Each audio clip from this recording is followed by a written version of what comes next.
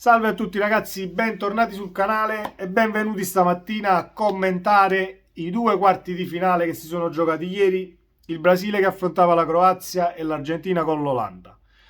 Partiamo prima dal Brasile e poi finiamo nel commentare Olanda-Argentina, ovviamente.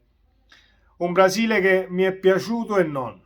Non è stata la miglior partita secondo me e comunque ha affrontato una Croazia che gioca i mondiali o le competizioni europee sempre nello stesso modo. Quando sono partite secche cerca sempre di arrivare al massimo con un gol di vantaggio o ti porta al pareggio ai tempi supplementari. Io non è che sono d'accordo su questa filosofia di calcio, però la Croazia non ha una punta. Non avendo una punta, si chiude dietro e cerca di trovare l'imbucata giusta per farti male e poi sull'1-0 diventa difficile pure andargli a fare il gol del pareggio. Cosa che non succede a loro quando tu vai sopra. Quando vai sopra 1-0, la Croazia 90 su 100 riesce a pareggiare la partita e ti porta ai tempi supplementari.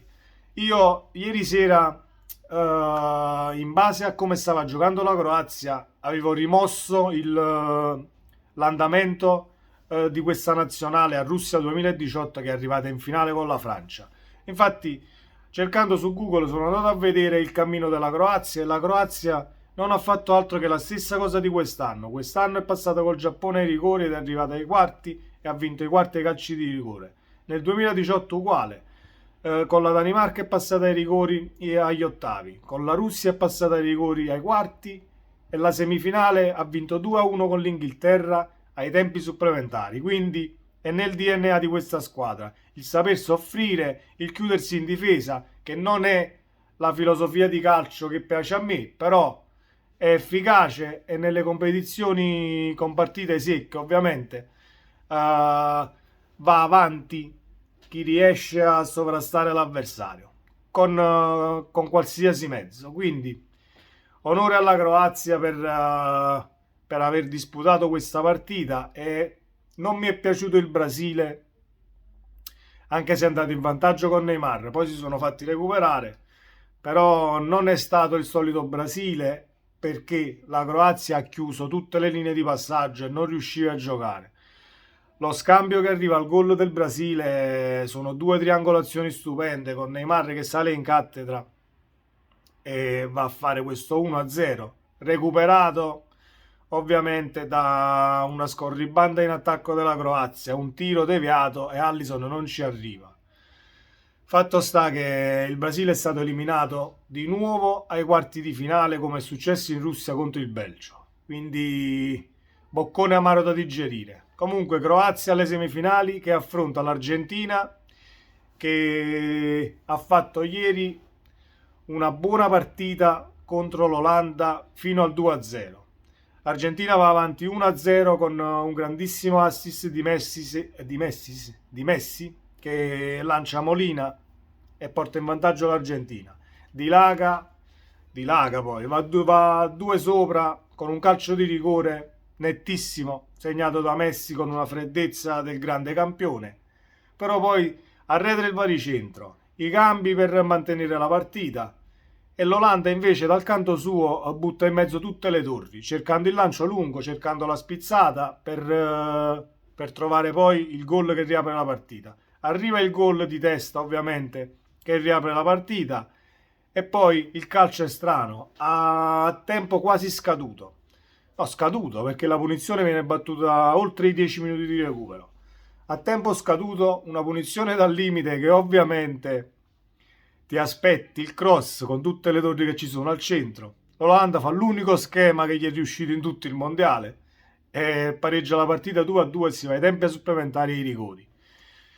Ovviamente la lotteria dei rigori, quando si arriva ai rigori si azzera praticamente sia il livello tecnico e sia chi è favorito. Solo che l'Olanda ha sbagliato più rigori dell'Argentina, un rigore sbagliato in più e se n'è andata a casa. Meritatamente, secondo me, per ciò che ha espresso l'Olanda tutto il mondiale, meritava di passare l'Argentina. Perché l'Olanda ha fatto sempre questo stesso gioco, ha creato 6 occasioni, tutto il mondiale ha fatto 6 gol. Sicuramente cinica, efficace da questo punto di vista, però alla lunga secondo me non paga. È la stessa cosa della Croazia. La Croazia in Russia ha fatto la stessa cosa, poi arrivi alla finale, becchi una squadra che ti mette sotto e perdi lo stesso. Arriverà sempre la partita che te ne vai a casa e la perdi malamente. Se giochi così, se non cerchi di fare sempre un gol più dell'avversario, se non cerchi di attaccare e di mantenere l'avversario nella sua metà campo, se lo aspetti e cerchi la zampata vincente, una volta riesce e tre no, secondo me. Non è una filosofia da sposare per una nazionale di calcio. Poi i risultati parlano da soli. Ovviamente la Croazia è passata, l'Olanda ci stava anche riuscendo, però ripeto, l'Olanda ci stava riuscendo per demeriti dell'Argentina, perché l'Argentina ha smesso di giocare. Se l'Argentina sul 2-0 manteneva la stessa concentrazione e riusciva anche a fare il terzo, perché ci sarebbe riuscita, palla a terra, comunque l'Olanda andava in difficoltà e invece si è fatta recuperare. Ne è uscita una cosa spettacolare, perché ovviamente per lo spettacolo vai ai supplementari, calci di rigore, però buttare una partita del genere, se fosse successo, sarebbe stato veramente un disastro. Un disastro perché per come è arrivata, per come è arrivata, sarebbe arrivata la sconfitta, sarebbe stato veramente un disastro, molto più di quello del Brasile. Perché il Brasile non è mai andato due sopra. Comunque la Croazia si è sempre difesa molto bene, pur tirando pochissimi in porta. Però l'Argentina è un'altra storia. L'Argentina tu sei 2 gol sopra, non puoi portare la partita ai tempi supplementari e rischiare di perderla ai calci di rigore. Fatto sta che la semifinale sarà Croazia-Argentina. Una partita secondo me molto più difficile di Croazia-Brasile e la stessa Olanda-Argentina, perché è una semifinale e perché la Croazia man mano che fa il risultato in questo modo acquisisce consapevolezza, quindi diventa difficile segnarla. E poi a questo mondiale, secondo me, il miglior giocatore del mondiale è il portiere della Croazia. Ha parato l'impossibile, sia nei 90 minuti giocati nelle partite, sia ai calci di rigore. Quindi grandissima prestazione del portiere croato e Croazia-Argentina, la prima semifinale. Vediamo oggi chi esce tra Marocco,